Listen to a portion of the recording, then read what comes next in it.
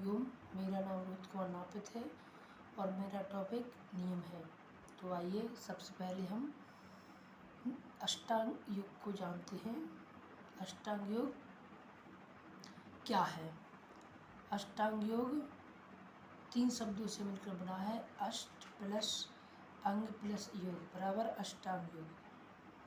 अष्टांग योग महर्षि पतंजलि द्वारा रचित योग सूत्र के दूसरे अध्याय के 29वें श्लोक में इसका वर्णन किया गया है, जो इस प्रकार है।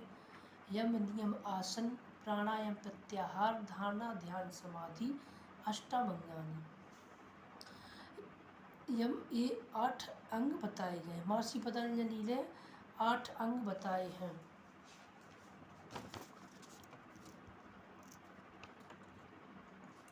आज हम नियम के बारे में चर्चा करेंगे। उनके क्या फल हैं, उनकी क्या उपयोगिता है समाज में।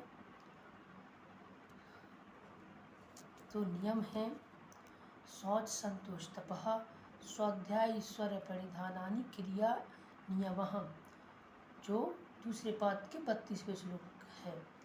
अर्थात शौच संतोष तप स्वाध्याय ईश्वर प्रणिधान, ये 5 नियम हैं। वो साधन भी माने जाते हैं। शौच, तो सबसे पहले हम शौच को जानेंगे। शौच क्या है? जल मृत आदि के द्वारा शरीर वस्त्र मकान आदि के द्वारा बाहरी शुद्धि और जब तब शुद्ध विचार और मैत्री आदि भावना द्वारा भीतरी शुद्धि करना ही शौच कहा जाता है। शौच का फल क्या है? तो शौच का फल है शौचात जुगुप्सा परिसंगः, अर्थात शौच के पालन से अपने अंगों में वैराग और दूसरों से संसर्ग ना करने की इच्छा उत्पन्न होती है। अगर हमें आगे बढ़ना है तो आध्यात्मिक भाव लाना पड़ेगा, जो शौच के द्वारा हमें मिल सकता है। संतोष, संतोष क्या है? कर्तव्य कर्म का पालन करते हुए उसका जो कुछ परिणाम हो तथा प्रारब्ध के अनुसार अपने आप में जो कुछ भी प्राप्त हो उसी में संतुष्ट रहना ही, किसी प्रकार की कामना तृष्णा ना करना ही संतोष है। संतोष का फल क्या है? संतोष का फल महर्षि पतंजलि ने दूसरे अध्याय के 42वें श्लोक में कहा है। संतोष पाद अनुत्तमः सुख लाभ, अर्थात संतोष से उत्तम दूसरा कोई सुख नहीं है, जैसे सर्वोत्तम सुख का लाभ प्राप्त होता है।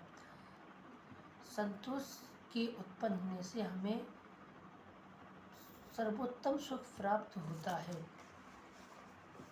हमारा तीसरा नियम तप है।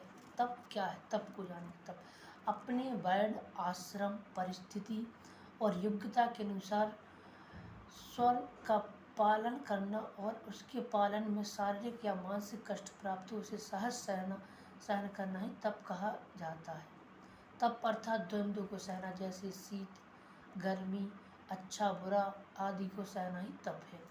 तप का फल क्या है? तो तप का फल है दूसरे अध्याय के 43 सूत्र में, का इंद्रिया सिद्धि शुद्धि क्षयात्मक पसह।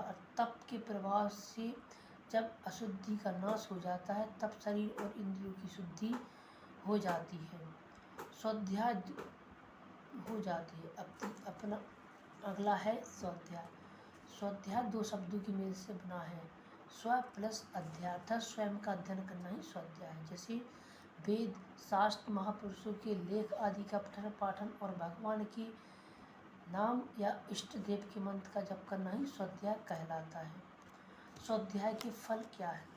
तो स्वाध्याय का फल है स्वाध्याय दिष्ट देवता संप्रयोग, अर्थात स्वाध्याय से इष्ट देवता की भली भांति प्राप्ति साक्षात्कार हो जाता है। जब हम स्वाध्याय का अध्ययन करते हैं तो हमें इष्ट देवता यानी राम कृष्ण आदि की साक्षात्कार दर्शन हो जाते हैं। अगला है ईश्वर प्रणिधान। तो ईश्वर प्रणिधान क्या है?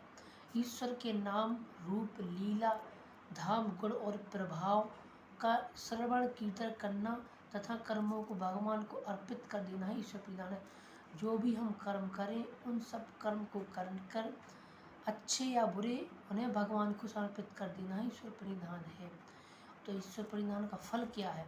तो समाधि सिद्धि ईश्वर प्रणिधान साथ ईश्वर परिधान से हमें समाधि की सिद्धि प्राप्त होती है।